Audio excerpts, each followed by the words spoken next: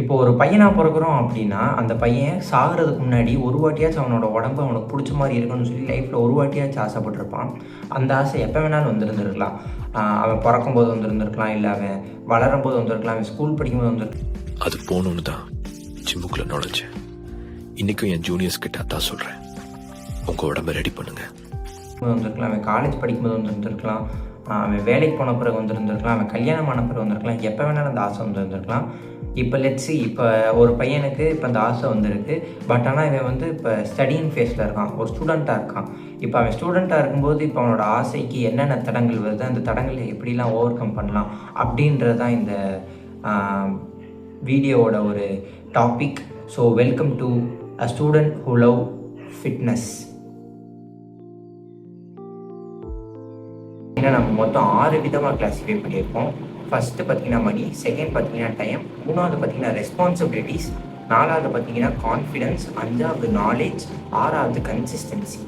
இந்த மாதிரி பார்த்தீங்கன்னா நம்மளோட வீடியோ வந்து 6 விதமாக பிரிச்சிருக்கோம். ஸ்டூடெண்ட் அப்படின்னா யார் அப்படின்னு பார்த்தீங்கன்னா, ஜஸ்ட் இதை ஒரு இமேஜின் பண்ணிக்கோங்க. இப்போ வந்து ஒரு குழந்தை பிறக்குது அப்படின்னா, அந்த குழந்தைய நம்ம 3வது வயசோ இல்லாட்டி 4வது வயசோ நம்ம பேரண்ட்ஸ் எல்லோரும் பார்த்தீங்கன்னா கொண்டு போய் ஸ்கூலில் விடுவாங்க. அந்த 3 வயசுலேருந்து 18 வயசு வரைக்கும் அந்த குழந்தை ஸ்கூல் படிக்கும். 18, சில பேர் 19 ஆகலாம், சில பேர் 17 ஆகலாம். அதுலேருந்து ஒரு 4 வருஷம் காலேஜ், அதுக்கு மேலே ஒரு மேற்படிப்பு படிக்கணும்னா அதுக்கு காலேஜ், ஒரு அப்ராக்சிமேட்டாக பார்த்தீங்கன்னா ஒரு 21, ஒரு 22 வயசு வரைக்கும் பார்த்தீங்கன்னா நமக்கு வந்து நம்ம சொந்தமாக நம்மளால் சம்பாதிக்க முடியாது. ஸோ நம்ம வந்து நம்ம பேரண்ட்ஸ் டிபெண்ட் பண்ணி தான் இருப்போம். அப்படி டிபெண்ட் பண்ணி இருக்கும்போது என்ன ஆகும்னு பார்த்தீங்கன்னா, நமக்கு பிடிச்ச விஷயத்த நம்மளால் செய்ய முடியாது. ஃபார் எக்ஸாம்பிள், இப்போ நமக்கு பாடி பில்டிங்கில் இன்ட்ரெஸ்ட் இருக்குது அப்படின்னா, பாடி பில்டிங் வந்து இருக்கிறதே ஒரு எக்ஸ்பென்சிவான ஸ்போர்ட் அப்படின்னா அதில் பாடி பில்டிங்கும் வரும். அப்படி இருக்கும்போது நம்ம வீட்டில் போய் மணி கேட்டோம் அப்படின்னா, நமக்கு மோஸ்ட்லி எல்லார் வீட்லேயும் மூடிட்டு படி அப்படின்னு தான் சொல்லுவாங்க. எதுக்கு உனக்கு பாடி பில்டிங், எதுக்கு பாடி பில்டிங் மட்டுமே இல்லை, இப்போ நம்ம என்னவா போகிறேன், இன்ஜினியர் மயிராவ, நமக்கு ஒரு ஸ்போர்ட்ஸ் பிடிச்சிருக்கு, ஒரு ஃபுட்பாலோ ஒரு கிரிக்கெட்டோ பிடிச்சிருக்கு, நம்ம வீட்டில் சப்போர்ட் பண்ணாலும் ஒரு ஏஜ் வரைக்கும் தான் சப்போர்ட் பண்ணுவாங்க. இப்போ நீங்கள் 10த்தோ இல்லை 11th 12th வந்துட்டிங்கன்னா மூடிட்டு படுறா அப்படின்றவாங்க. அதனால பார்த்தீங்கன்னா நம்ம சொந்தமாக நம்ம வேலைக்கு போகிற வரைக்கும் நம்ம வந்து நம்ம பேரண்ட்ஸ் டிபெண்ட் பண்ணி தான் இருப்போம். அது வந்து தப்புன்னு சொல்ல முடியாது. அது வந்து நம்ம சொசைட்டி அப்படி தான் இருக்குது, படித்தாதான் வேலை அப்படின்ற மாதிரி இருக்குது. Start. What is your name? Yes Murugan. So இப்போ நமக்கு ஒரு விஷயம் பிடிச்சிருக்கு அப்படின்னா நம்ம தான் ரிஸ்க் எடுக்கணும். அதுக்கு என்ன தேவையோ அதை சம்பாதிக்கிறதுக்கு நம்ம அதை ஏதாச்சும் முயற்சி எடுக்கணும். டேக் தட் ரிஸ்க் அப்படின்னு ஒரு ப்ராபப் இல்லாட்டி ஒரு டேர்ம் ஃபேமஸாக வீடியோக்குள்ளே வரலாம். இப்போ நம்ம வீடியோவில் நம்ம மொத்தம் 6 விதமாக பிரித்தோம்னு சொன்னோமா. இப்போ அந்த 6 விதத்தில் ஃபஸ்ட்டு ஒன் மணி. மணி மணி மணி மணி. ஐயா கூப்பிட்டீங்களா ஐயா? யாரா நீ? நான் தான் ஐயா மணி, இங்கே செக்யூரிட்டியா? இப்போ வந்து ஒரு பையன் ஜிம்முக்கு போகிறான் அப்படின்னாலே அந்த ஜிம்முக்கு போகிறதுக்கு மாதம் நம்ம ஒரு சர்டன் அமௌண்ட் கொடுப்போம், 500 to 1000. அதாவது நம்ம ஜிம்முக்குள்ளே என்ட்ரு ஆகிறதுக்கே நமக்கு மணி தேவை. சரி, மணி கொடுத்து நம்ம வந்து கன்சிஸ்டண்ட்டாக ஒர்க் அவுட் பண்ணிட்டோம் அப்படின்னா, அடுத்து நம்ம டயட்டுக்கு செலவு பண்ணுறதுக்கு ஒரு மாதத்துக்கு ஒரு காசு தேவை. எல்லாமே இது வரைக்கும் நமக்கு இருக்குது. இதுக்கு அடுத்து நம்ம வந்து நம்ம ஃபிட்னஸை வந்து நெக்ஸ்ட் லெவலுக்கு எடுத்துகிட்டு போனோம் அப்படின்னா நம்ம சப்ளிமெண்ட்ஸ் வாங்குவோம். சப்ளிமெண்ட்ஸுக்கும் மணி தேவை. இல்லை நம்ம வந்து ஸ்டேஜ் ஏற போகிறோம் அப்படின்னா அதை ரெஜிஸ்டர் பண்ணுறதுக்கு மணி தேவை, அதுக்கு சாப்பிட்றதுக்கு செலவு பண்ணுறதுக்கு மணி தேவை, ட்ராவல் பண்ணுறதுக்கு மணி தேவை. எங்கேனாலும் மணி மணி மணி தான். அதாவது மணிக்கெல்லாம் பை ஹாப்பினஸ்ஸும்பாங்க. அது வந்து உண்மையே கிடையாது. மணி இருந்தால் என்ன வேணாலும் பை பண்ணலாம்.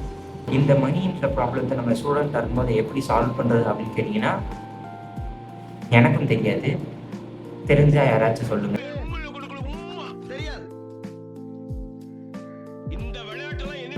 நம்ம வீடியோவோட 2வது கிளாசிஃபிகேஷன் வரும், ரெஸ்பான்சிபிலிட்டிஸ். ஸ்டூடெண்ட்டுக்கு என்ன ரெஸ்பான்சிபிலிட்டிஸ் இருக்கும் அப்படின்னு கேட்டிங்கன்னா, ஆஸ்டேஜ் முட்டை தெரியுமா? ஒரு ஸ்டூடெண்ட்டுக்கும் ஏகப்பட்ட ரெஸ்பான்சிபிலிட்டிஸ் இருக்கும். ஃபார் எக்ஸாம்பிள், நான் 10th நல்ல மார்க் எடுக்கணும், 12th நல்ல மார்க் எடுக்கணும், நல்ல காலேஜ் சேரணும் அப்படின்றத தாண்டி அப்பா அம்மா பார்த்துக்கணும். அப்பாவுக்கு வயசாகுது, அம்மாவுக்கு வயசாகுது, பின்னாடி தங்கச்சி இருக்கா அவளை நல்லா பார்த்துக்கணும், அக்கா இருக்கா அவளை நல்லா பார்த்துக்கணும், வீட்டில் லோன் அடிக்கணும். இந்த மாதிரி ஏகப்பட்ட ரெஸ்பான்சிபிலிட்டிஸ் வந்து நம்ம வீட்டில் பேரண்ட்ஸ் வந்து நம்மளை ஃபோர்ஸ் பண்ணலைனாலும் நம்ம மிடில் கிளாஸாக இருந்தோம் அப்படின்னா இதெல்லாம் நம்ம மண்டைக்குள்ள ஓடிக்கிட்டே தான் இருக்கும். So responsibilities. நம்ம வீடியோட 3rd டாபிக் வரும், அதாவது டைம். ஸ்டூடெண்ட்ஸுக்கு நிறைய டைம் இருக்குன்னு சொல்லுவாங்க, அது உண்மைதான். இப்போ நம்ம வந்து ஒரு பையன் இமேஜின் பண்ணிக்கலாம். இப்போ அவனுக்கு வந்து காலேஜ் படிச்சுட்டு இருக்கான் அப்படின்னா அவன் வந்து 9 மணிக்கு காலேஜ் உள்ள போவோம். 9 மணிக்கு போய் எல்லா கிளாஸ் அட்டன் பண்ணி 5 மணிக்கு வெளியே வருவோம். சில சமயம் ஸ்பெஷல் கிளாஸ், ப்ராஜெக்ட், பிளேஸ்மெண்ட் அப்படின்னு ஏதேதோ இதெல்லாம் ஒரு 6 மணிக்கு முடிஞ்சு வெளியே வந்து இதுல இருந்தா என் வீட்டுக்கு போகிறதுக்கு பஸ்ஸோ ட்ரெயினோ அங்கே போய் அதில் ஒரு 1 hour ஆகி ஒரு வீட்டுக்கு ஒரு 7:30 8 மணிக்கோ போய் அங்கேருந்து அவனுக்கு ஏதாச்சும் ஒரு இன்ட்ரெஸ்ட் இருக்கு அப்படின்னா பேஷனை நோக்கி ஓடுறேன்.